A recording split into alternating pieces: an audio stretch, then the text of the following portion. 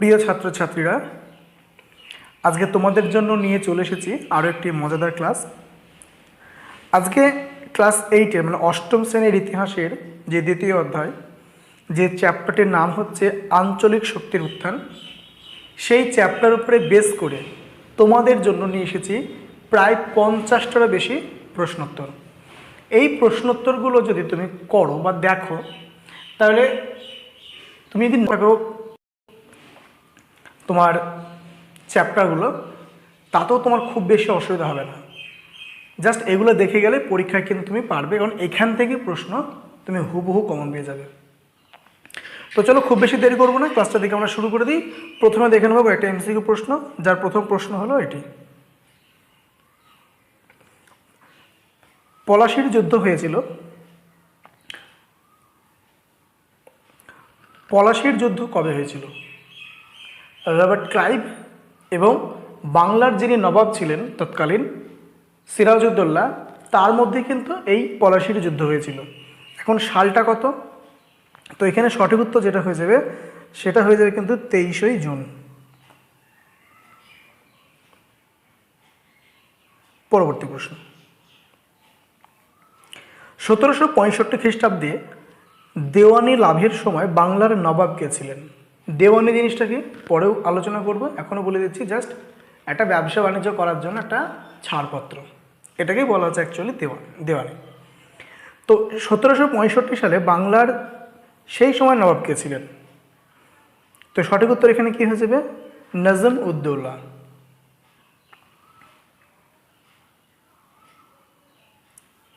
পরবর্তী প্রশ্ন আমরা দেখে নিই, অন্ধকূপ হত্যা এর প্রচারক ছিলেন কে? Roger Drake, Akshay Kumar Maitra, Holwell নাকি রবার্ট ক্লাইভ? তো এখানে সঠিক উত্তর হয়ে যাবে যেটা, সেটা হয়ে গেল কিন্তু ঐতিহাসিক হলওয়েল। তিনি কিন্তু প্রচার করেছিলেন এই অন্ধকূপ হত্যার বিষয়টাকে। আর অক্ষয় কুমার মৈত্র কি বলেছিলেন? এই যে প্রচারটা যিনি করেছিলেন বা যেটা করা হয়েছিল, সেটা সম্পূর্ণরূপে ভ্রান্ত, এত বড় কিছু ঘটেইনি। পরবর্তী প্রশ্ন, অধীনতামূলক মিত্রতা নীতিতে বা নীতিকে কে প্রবর্তন করেছিলেন? অধীনতামূলক মিত্রতা নীতি কে প্রবর্তন করেছিলেন? সঠিক উত্তর এখানে কি হয়ে যাবে? Lord Wellesley. 98 সালে, 1798 সালে তিনি কিন্তু এটা প্রবর্তন করেছিলেন। আচ্ছা, অধীনতামূলক মিত্রতা নীতি জিনিসটা আসলে কি? কোনোটা স্টেটকে বা দেশীয় রাজ্যকে সরকার বা ব্রিটিশ সরকার কি করত? একটা বন্ধুত্বপূর্ণ একটা বার্তা পাঠাতো, যেখানে বলা হতো যে কি এই রাজ্যটা সম্পূর্ণরূপে আজ থেকে ইংরেজদের মিত্রতাবদ্ধ রাজ্য হিসেবে থাকবে। এবং এটা আখেরে প্রথম দিকে দেখতে ভালো মনে হলেও কিন্তু একটা সেরকম ছিল না। এর ফলে কি হয়েছিল, এদেরকে বলা হয়েছিল তোমরা অন্য কোনো রাজ্যের সঙ্গে যদি বন্ধুত্ব করতে চাও সেটা করতে পারবে না, আগে আমার পারমিশন লাগবে। শত্রুতা করতে গেলে সেখানেও পারমিশন লাগবে। ওভারঅল যদি বিষয়টাকে আমরা দেখি, তাহলে দেখব তারা কিন্তু সম্পূর্ণরূপে তাদের প্রতি নিয়ন্ত্রণাধীন হয়ে পড়েছিল। ওকে, তো যাই হোক, পরের প্রশ্ন দেখে নিই। হায়দ্রাবাদ রাজ্য কে প্রতিষ্ঠা করেছিলেন? মোহাম্মদ শাহ, ফারুক শেয়ার, মীর কামারউদ্দিন খান সিদ্দিকী নাকি মুবারিজ খান? তো মোহাম্মদ শাহ বা ফারুক শেয়ার, মুবারিজ খান, এরা প্রত্যেকেই ছিলেন একজন করে মুঘল সম্রাট। আর একমাত্র হায়দ্রাবাদ রাজ্য যিনি প্রতিষ্ঠা করেছিলেন তার নাম হয়ে গেল কি মীর কামারউদ্দিন খান সিদ্দিকী। বা সঠিক উত্তর হয়ে যাবে কি অপশান সি। চলো, আর একটা প্রশ্ন রয়েছে, আমরা দেখে নিই। 76-এর মন্বন্তর কবে হয়েছিল? 1176, 1276, 1376 নাকি 1476? এটা কিন্তু দেখো পাশে প্রত্যেকটা লেখা রয়েছে বঙ্গাব্দ। তো যখন বঙ্গাব্দ বলা হবে তখন কিন্তু সালটা তোমাদেরকে কিন্তু মাথায় রাখতে হবে। এটা যদি খ্রিস্টাব্দ বলা হতো, সেখানেও কিন্তু একটা আলাদা সাল ছিল। কীভাবে বুঝবে? 594, মানে এটা হয়েছিল প্রায় 600 বছর। যদি আমি এগিয়ে ধরি তাহলে 1176, ওদিকে কত হবে তাহলে 1776, কিন্তু 6 বছর কমে যেত, তাহলে 1770 সালে। যদি ইংরেজিতে দেখি তাহলে হবে সেটা 1770, আর বাংলায় যদি হয় তাহলে সেটা হচ্ছে কত? 1176। তাহলে এখানে সঠিক উত্তর কী হয়ে যাবে? 1176 খ্রিস্টাব্দে। সেই সময় বড়লাট কে ছিলেন? আমাদের ওয়ারেন হেস্টিংস। সিরাজ 1756 খ্রিস্টাব্দে কলকাতা আক্রমণ করলে ইংরেজরা কোথায় পালিয়ে গিয়েছিল? সঠিক উত্তর কী হয়ে যাবে? ফলতা। পরবর্তী প্রশ্ন দেখে নিই, বাংলার প্রথম গভর্নর কে ছিলেন? 1757 সালে পলাশীর যুদ্ধের সময় ইংরেজদের যিনি গভর্নর ছিলেন রবার্ট ক্লাইভ, তাকেই বাংলার প্রথম গভর্নর হিসেবে নিযুক্ত করা হয়েছিল। তার নাম কী হয়ে যাবে? Robert Clive. পরবর্তী প্রশ্ন দেখে নিই, লাহোরের চুক্তি কবে স্বাক্ষরিত হয়েছিল? 1846 খ্রিস্টাব্দে লাহোরের চুক্তি স্বাক্ষরিত হয়েছিল। আমরা কিছু এমসিকিউ দেখে নিয়েছি, এবার কিছু এসএকিউ দেখে নেব, তারপরে 2 নম্বর দেখে নেব শূন্যস্থান পূরণ। সমস্ত কিছুই কিন্তু এখানে থাকছে। পন্ডিচেরির ফরাসি গভর্নর কে ছিলেন? তো পন্ডিচেরির ফরাসি গভর্নর ছিলেন জোসেফ দুপ্লে বা দুপ্লে। সলবাই সন্ধি কবে স্বাক্ষরিত হয়েছিল?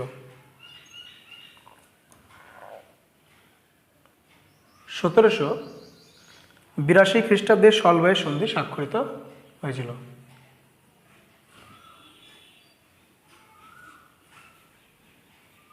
পরবর্তী প্রশ্ন দেখে নিই আমরা, বেসিনের সন্ধি কবে স্বাক্ষরিত হয়েছিল? 1802 খ্রিস্টাব্দে বেসিনের সন্ধি স্বাক্ষরিত হয়েছিল মহারাষ্ট্র, আমি যেটা বলতে পারি মারাঠা এবং ইংরেজদের মধ্যে। হীরাপদ শাহের বড় ছেলের নাম কী ছিল? সঠিক উত্তর কী হয়ে যাবে? মানিকচাঁদ। এই মানিকচাঁদকেই ইংরেজরা আশ্রয় দিয়েছিল বলেই কিন্তু পলাশীর যুদ্ধের কিন্তু সূত্রপাত। নেক্সট, ফতেহচাঁদ কি উপাধি পেয়েছিলেন? তো ফতেহচাঁদ উপাধি পেয়েছিলেন জগৎ শেঠ। তার পরবর্তীকালে ওটা তাদের বংশানুক্রমে চলতে থাকে।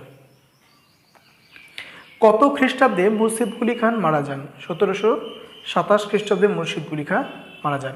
আর তিনি নবাব হয়েছিলেন কত সালে? 1715 সালে। তৃতীয় ইঙ্গ মারাঠা যুদ্ধে কে বিভিন্ন মারাঠা গোষ্ঠীকে একজোট করেছিলেন?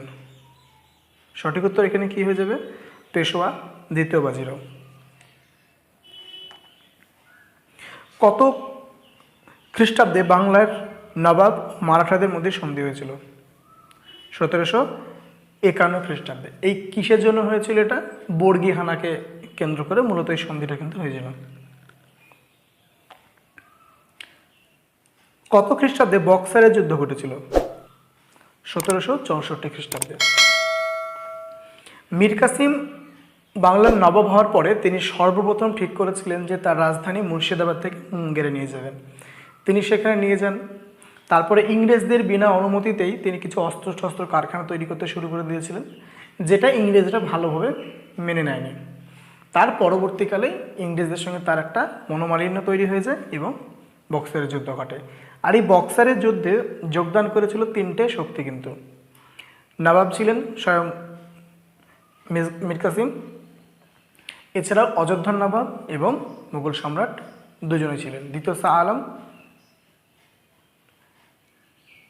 এবং অযোধ্যার যিনি নবাব ছিলেন সুজাউদ্দিন, তিনি এখানে যোগদান করেছিলেন। পরবর্তী প্রশ্ন, কার শাসনকালে রেসিডেন্টরা সাবধানতার বদলে আগ্রাসী নীতি নিয়েছিলেন? এখানে সঠিক উত্তর কী হয়ে যাবে? Lord Wellesley. ভারতবর্ষের বুকে সবচেয়ে ক্রূর এবং নিষ্ঠুর প্রকৃতির যিনি শাসক ছিলেন বা যিনি সম্পূর্ণ দেশটাকে গ্রাস করতে চেয়েছিলেন, সেই শাসকটার নাম হচ্ছে কে? ওয়েলেসলি। ইনি কী নীতি প্রবর্তন করেছিলেন? সত্যবিলোপ নীতি। এর আগের যারা ছিল তারা তো কোনো না কোনো নীতির মাধ্যমে, যুদ্ধ জয়ের মাধ্যমে হোক বা মিত্রতার মাধ্যমে হোক দখল করেছিল, কিন্তু ইনি প্রবর্তন করেছিলেন সত্যবিলোপ নীতি। মানে কি? মানে আরও ভয়ঙ্কর, যদি কোনো রাজা ছেলেপিলে না থাকে বা যদি মারা যায়, অপুত্র থাকে, তাহলে সেই রাজ্যটা সরাসরি ইংরেজদের হয়ে যাবে। কে ভারতে আসার পর সাময়িকভাবে রেসিডেন্সি ব্যবস্থার আগ্রাসন থমকে যায়? সঠিক উত্তর কী হয়ে যাবে? কর্নওয়ালিস। পরবর্তী প্রশ্ন, কোম্পানির দেওয়ানি লাভের সময় মুঘল সম্রাট কে ছিলেন? মুঘল সম্রাট ছিলেন কি দ্বিতীয় শাহ আলম। সালটা একটু মনে করার চেষ্টা করো, মাঝামাঝি ওই টাইমে 1765 এবং বক্সারের যুদ্ধ হয়েছিল 1764 কাছাকাছি। কত খ্রিস্টাব্দে চতুর্থ ইঙ্গ মহীশূর যুদ্ধ হয়েছিল? এটা সঠিক উত্তর কি যাবে? 1799 খ্রিস্টাব্দে চতুর্থ ইঙ্গ মহীশূর যুদ্ধ হয়েছিল। মহীশূর মানে কি বলতো? আজকের কর্ণাটক, ঠিক আছে, মাথা রাখবে। ওই যে টিপু সুলতান, হায়দার আলী, এরা কিন্তু মহীশূরের শাসক ছিলেন। পেশোয়া নারায়ণ রাওকে কে হত্যা করেছিলেন? সেটা হচ্ছে কি রঘুনাথ রাও। পরবর্তী প্রশ্ন আমরা দেখে নিই। মির্জাফরের মৃত্যুর পর বাংলার নবাব কে হয়েছিলেন? তো মির্জাফরের মৃত্যুর পর তার পুত্র নাজম উদ্দৌলা হয়েছিলেন কিন্তু বাংলার নবাব।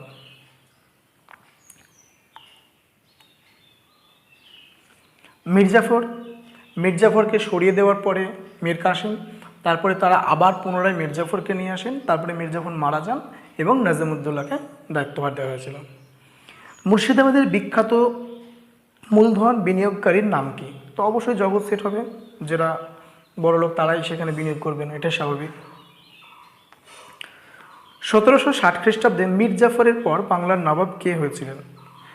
এটা দেখো, আমি কি বললাম একটু আগে, মির্জাফরের মৃত্যুর পর কে হয়েছিলেন আর 1760 খ্রিস্টাব্দে মির্জাফরের পর কে হয়েছিলেন, দুটোর মধ্যে কিন্তু ডিফারেন্স আছে। যেমন কি মির্জাফরকে কিন্তু 1757 পরে দায়িত্ব দেওয়া হয়, কিন্তু তার সঙ্গে ইংরেজদের একটা বনিবনা চলছিল না, তাই তার থেকে কী করেছিলেন 1760 সালে সিংহাসন থেকে নামিয়ে দিলেন। পরবর্তীকালে কাকে দায়িত্ব দেওয়া হলো? মীর কাসিমকে। মীর কাসিমের সঙ্গে ইংরেজদের বনিবনা হলো না, তারপরে তাদের সঙ্গে যুদ্ধ হলো কি 1764 বক্সারের যুদ্ধ। তারপরে আবার কে দায়িত্ব আসলেন? মীর জাফর। তিনি মারা গেলেন এবং তারপরে কে এলেন? নাজিমউদ্দৌলা। তো 1760 সালে মির্জাফরের পরে কে হয়েছিলেন? মীর কাসিম হয়েছিলেন। ক্লিয়ার? চলো, তো উত্তর দেখে নেবে, মীর কাসিম কিন্তু হয়েছিল। পরবর্তী প্রশ্ন আমরা দেখে নিই। কলকাতা দখল করে সিরাজউদ্দৌলা কলকাতার কী নাম রেখেছিলেন? তো কলকাতা জয়ের পর সিরাজউদ্দৌলা তার প্রিয় দাদু, যার নাম ছিল আলীবর্দী খাঁ, তো তার নাম অনুসারেই তিনি কলকাতার নাম রেখেছিলেন আলীনগর। নেক্সট, বাংলায় দ্বৈত শাসন কে প্রবর্তন করেন? দ্বৈত শাসন মানে কি? ডুয়েল সিস্টেম একটা শাসনের ক্ষেত্রে। ফর এক্সাম্পল আমি বলতে পারি,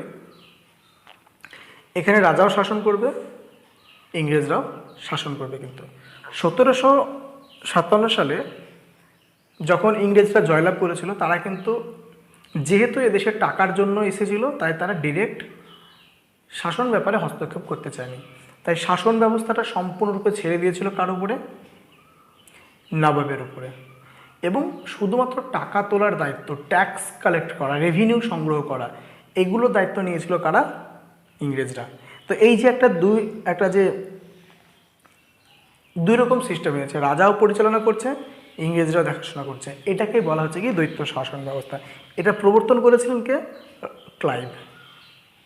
ক্লাইভ কিন্তু প্রবর্তন করেছিলেন। কারণ কি? ক্লাইভ প্রথম ছিলেন বাংলার গভর্নর। তারপরে 1772 সাল ওয়ারেন হেস্টিংস কি বললেন যে এইভাবে চলছে না, তিনি তখন কি করলেন? ডুয়েল সিস্টেমটাকে বন্ধ করে দিয়ে নিজে রাজ্য পরিচালনা করতে লাগলেন। তখন থেকে কি হয়ে গেল? ইংরেজ শাসন ব্যবস্থা।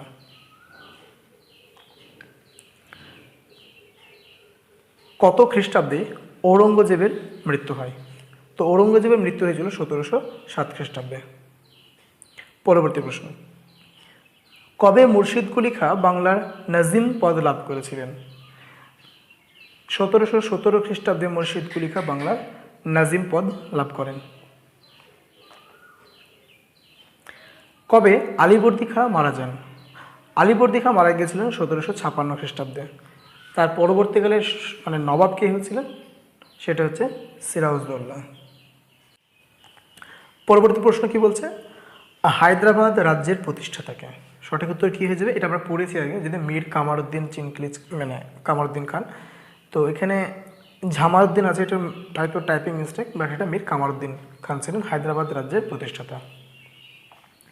পরবর্তী প্রশ্ন আমরা দেখে নিই, অযোধ্যা কার নেতৃত্বে আঞ্চলিক শক্তি হিসাবে স্থান পায়? সাদাব খান, যদি ওটা সাদাব খান হতো তো সাদাব খানের নেতৃত্বে অযোধ্যা আঞ্চলিক শক্তি হিসাবে কিন্তু স্থান পেয়েছিল। কবে অযোধ্যা রাজ্যের প্রতিষ্ঠা হয়? 1722 খ্রিস্টাব্দে অযোধ্যা রাজ্যের প্রতিষ্ঠা হয়। আলীনগরের সন্ধি কবে স্বাক্ষর হয়েছিল? তো 1756 সাল, যখন সিরাজ কলকাতা দখল করলো, সেই কলকাতা দখল করার পর যখন তিনি তার নাম রেখেছিলেন আলীনগর, ঠিক সেই সময়তেই এই আলীনগরের সন্ধি কিন্তু স্বাক্ষরিত হয়েছিল। তো সঠিক উত্তর এখানে কী হয়ে যাবে? 1757 খ্রিস্টাব্দের ফেব্রুয়ারিতে আলীনগরের সন্ধি স্বাক্ষরিত হয়েছিল। এখানে লেখাটা ভুল আছে এই জায়গাটায়, যাই হোক তোমরা একটু দেখে নেবে, অসুবিধা নেই। পরবর্তী প্রশ্ন কি বলছে দেখে নাও, অধীনতামূলক মিত্রতা নীতি প্রবর্তক করেছিলেন কে? একটু আগেই কোশ্চেনটা হয়ে গেছে, হ্যাঁ লর্ড ওয়েলেসলি নয়, এটা ভুল আছে, ওটা কর্নওয়ালিস হবে। সত্যবিলোপ নীতির প্রবক্তাকে লর্ড ডালহৌসি, হ্যাঁ সত্যবিলোপ নীতির প্রবক্তা হচ্ছে লর্ড ডালহৌসি এবং অধীনতামূলক মিত্রতা নিতে চাইছে লর্ড ওয়েলেসলি। বন্দিবাসের যুদ্ধ কবে হয়েছিল? মোস্ট ইম্পর্টেন্ট কিন্তু একটা প্রশ্ন, বন্দিবাসের যুদ্ধ কবে হয়েছিল? 1760 খ্রিস্টাব্দে বন্দিবাসের যুদ্ধ হয়েছিল। এখানে মাথায় রাখবে এই যে যুদ্ধটা হয়েছিল দুটো গোষ্ঠীর মধ্যে, মানে গোষ্ঠী বলা যাবে না, দুটো পরস্পর শত্রু বা দেশের মধ্যে। সেটা হচ্ছে একটা কেন ছিল ফ্রান্স বা ফরাসিরা ছিল, আর একটা কারা ছিল ইংরেজ। ইংরেজদের আগে ভারতবর্ষের বুকে ভীষণভাবে রাজত্ব করেছিল কারা? ফরাসিরা। তার পরবর্তীকালে ইংরেজরা রাজত্ব করতে শুরু করে কত সালে? 1760 সালে। এবং এই যুদ্ধে ফরাসিরা কিন্তু চূড়ান্তভাবে কিন্তু পরাজয় লাভ করে, চূড়ান্ত পরাজয় কিন্তু তাদের হয়েছিল। ক্লিয়ার? পরবর্তী প্রশ্ন আমরা দেখে নিই, ব্রিটিশ কোম্পানিকে বাংলা, বিহার, উড়িষ্যার দেওয়ানির অধিকার দেন কে? অপশনগুলো তোমরা দেখে নাও, সঠিক উত্তর এখানে কি হয়ে যাবে? সম্রাট দ্বিতীয় শাহ আলম। পরবর্তী প্রশ্ন, ঔরঙ্গজেবের শাসনকালে মুর্শিদ কুলি খান ছিলেন বাংলার দেওয়ান, ফৌজদার নাকি নবাব?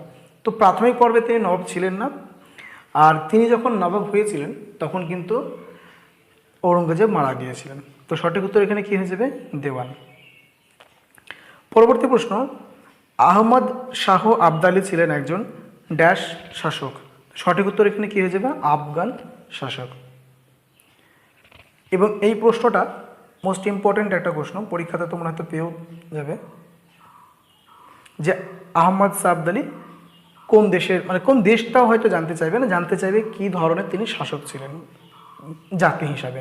তো তিনি একজন আফগান শাসক ছিলেন। পরবর্তী প্রশ্ন তোমরা দেখে নাও, 76-এর মন্বন্তরের সময় বাংলার নবাব কে ছিলেন? তো 76-এর মন্বন্তরের সময় বাংলার নবাব ছিলেন নজম উদ দৌলা। বাংলার শেষ স্বাধীন নবাব কে ছিলেন? বাংলার শেষ স্বাধীন নবাব ছিলেন সিরাজউদ্দৌলা, মতান্তরে মীর কাসেম। দুটোই হতে পারে, অপশন অনুপাতে এটা করতে হতে পারে, আর যদি না হয় তাহলে কিন্তু এরকমভাবে লিখতে পারো বা স্যারদেরকে জিজ্ঞেস করে নিতে পারো। সিরাজের কলকাতা আক্রমণের কালে ইংরেজ গভর্নর কে ছিলেন? সিরাজের কলকাতা আক্রমণের কালে ইংরেজ গভর্নর ছিলেন ড্রেক। মাথায় রাখবে কিন্তু ড্রেক আর ক্লাইভ কিন্তু এক না। যখন আক্রমণ করেছিলেন তখন ছিলেন ড্রেক, পরবর্তীকালে ক্লাইভ সেখানে আসেন, তারপরে তিনি যুদ্ধ জয়লাভ করেছিলেন, তারপরে তিনি কিন্তু গভর্নর হয়েছিলেন। এবার চলে আসি আমরা একটু 2 নম্বরের দিকে। এমসিকিউ তোমাদের মোটামুটি এতক্ষণ প্রায় 40 থেকে 45টা হয়ে গেছে এমসিকিউ এসিকিউ মিলিয়ে। এবার আমরা দেখে নেব কিছু 2 নম্বরের কোশ্চেন, যার প্রথম প্রশ্নটা কি বলছে, পলাশীর লুণ্ঠন কাকে বলে? 1757 সালে পলাশীর যুদ্ধ হয়। তার পরবর্তীকালে ইংরেজরা কী বলেছিল, আমাদের প্রচুর ক্ষয়ক্ষতি হয়েছে, তার জন্য কিছু ক্ষতিপূরণ লাগবে, বেশ সেটা নিয়েছিল। এবং তার পরবর্তী সময় ধরে এই যে এতগুলো বছর যতদিন তারা আমাদের দেশে রাজত্ব করেছিল, সেই এতগুলো বছর কিন্তু তারা কোনো না কোনোভাবে কিন্তু টাকা পয়সা আমাদের দেশ থেকে নিয়ে যেত। তাহলে হিসাব মতো কি আমাদের সম্পদটাকে নিয়ে যাচ্ছে বাইরে। এইটাকে আমরা কি মানে ঐতিহাসিকরা কি বলেছে, পলাশির লুণ্ঠন। মানে পলাশির যুদ্ধের পর থেকে যেহেতু এটা শুরু হয়েছে লুণ্ঠনটা, তাই বলা হয়েছে এটাকে পলাশির লুণ্ঠন। সঠিক উত্তর এখন আমরা দেখে নেব যে পলাশির যুদ্ধের পরে ব্রিটিশ কোম্পানি মির্জাফরকে নবাব হিসাবে নির্বাচিত করেন। কার্যত তাকে পুতুল শাসক বানিয়ে তার কাছ থেকে প্রভূত সম্পদ, যুদ্ধ বাবদ ক্ষতিপূরণ ইত্যাদি নিয়ে বাংলাকে তারা নিঃস্ব করে দেয়। জানা যায় প্রায় 3 কোটি টাকার সম্পদ তারা মির্জাফরের কাছ থেকে আদায় করেছিলেন। বহু ঐতিহাসিক এই ঘটনাকে পলাশির লুণ্ঠন বলে অভিহিত করেছেন। আজ থেকে প্রায় 250 বছরের বেশি সময় যদি বলি, সেই সময়কালে 3 কোটি টাকা, তার মানে এখনকার দিনে সেটা কত হতে পারে তোমরা হয়তো চিন্তাই করতে পারবে না। ফারুকশিয়ারের ফরমানের বৈশিষ্ট্যগুলো কী কী ছিল? দেখো, ফারুকশিয়া যে মুঘল সম্রাট ছিলেন, তিনি ইংরেজদের সুবিধার্থে একটা ফরমান জারি করেছিলেন, যেটাকে কি বলা হয়েছিল, ফারুকশিয়ারের ফরমান। এই ফরমানে তিনি কী কী বললেন, যে কোম্পানি মাত্র 3000 টাকার বিনিময়ে বাংলায় বাণিজ্য করতে পারবে, নাম্বার 1। নাম্বার 2, কলকাতার নিকটে 38টা গ্রামের জমিদারি কেনার অধিকার দেওয়া হয়েছিল।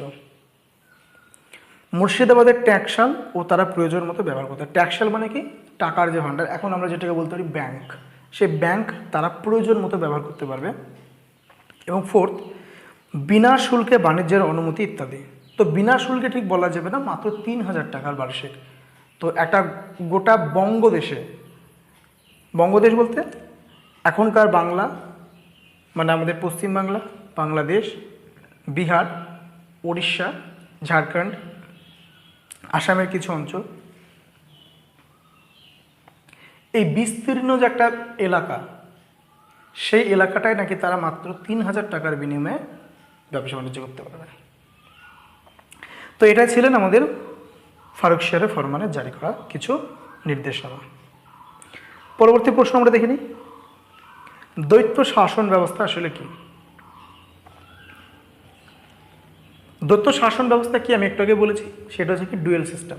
কোম্পানিও শাসন করবে, আবার নবাবও শাসন করবে। কিন্তু নবাবের হাতে কি থাকবে, শাসন ব্যবস্থা, কিন্তু অর্থ থাকবে না। ইংরেজদের হাতে কি থাকবে, অর্থ থাকবে, কিন্তু শাসন ব্যবস্থার যে ক্ষমতা সেটা থাকবে না। এটাকেই আমরা কি বলছিলাম, দ্বৈত শাসন ব্যবস্থা। যেমন দেখে নিই আমরা, কোম্পানির দেওয়ানি লাভের পর বাংলায় নতুন রাজতন্ত্র শুরু হয়েছিল।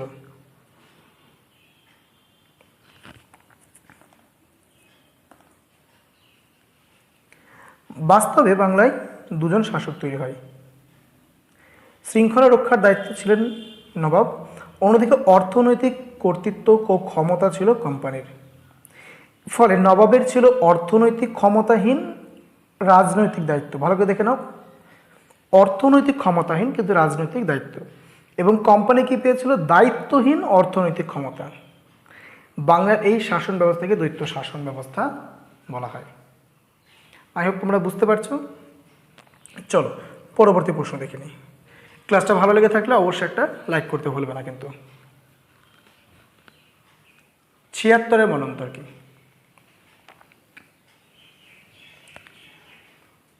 কোম্পানির মূল উদ্দেশ্যই ছিল কিন্তু যেমন করে হোক কিন্তু অর্থ উপার্জন করা, যেমন করে হোক। সেই জন্য তারা কি করেছিল, শোষণের মাত্রা এতটাই তীব্র হয়ে গেছিল যে সোনার বাংলা, শস্য শ্যামলা যে বাংলা, যেখানে খাবারের কোনো অভাব হয়নি, ঠিক সেইখানেই দুর্ভিক্ষ, বন্যা, মানে এক কথায় না খেতে পেয়ে মানুষ মারা গেছে। কেন? তা কোম্পানির জন্য। তো কি বলছে, 1765 থেকে 1772 খ্রিস্টাব্দ পর্যন্ত বাংলায় দ্বৈত শাসন চলেছিল। এই সময় ব্রিটিশ কোম্পানির একমাত্র লক্ষ্য ছিল যত বেশি সম্ভব রাজস্ব আদায় করা, মানে ট্যাক্স কালেক্ট করা। ফলে 1770 খ্রিস্টাব্দে বাংলায় এক ভয়ানক দুর্ভিক্ষ দেখা দেয়। বঙ্গাব্দের হিসাবে ওই বছরটি ছিল 1176 বঙ্গাব্দ, তাই একে কি বলা হয়েছিল, 76-এর মন্বন্তর। আই হোপ তোমরা বুঝতে পেরেছ। বেশ, পরবর্তী প্রশ্ন আমরা দেখে নিই। মুর্শিদ কুলি খানের নেতৃত্বে কিভাবে আঞ্চলিক শক্তি হিসাবে বাংলায় উত্থান ঘটেছিল? মুর্শিদ কুলি খান সামান্য একজন সৈনিক, তারপর থেকে আস্তে আস্তে তার জীবনের উন্নতি, দেওয়ান, নাজিম এবং সর্বোপরি তিনি বাংলার নবাব ছিলেন। তো সুবা বাংলায় রাজস্ব ঠিকমতো আদায় করার জন্য ঔরঙ্গজেব মুর্শিদ কুলি খানকে বাংলার দেওয়ান হিসেবে নিযুক্ত করেছিলেন। বাংলার দেওয়ান তখন কিন্তু কে ছিল? ঔরঙ্গজেবের নাতি ছিল, কিন্তু সে